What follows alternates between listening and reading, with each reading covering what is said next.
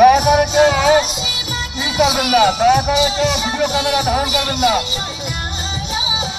Video camera কেউ ধারণ করবেন না। এখানে যারা পড়াশোনা করে তারা আপনাদের বোন, আপনাদের মেয়ে।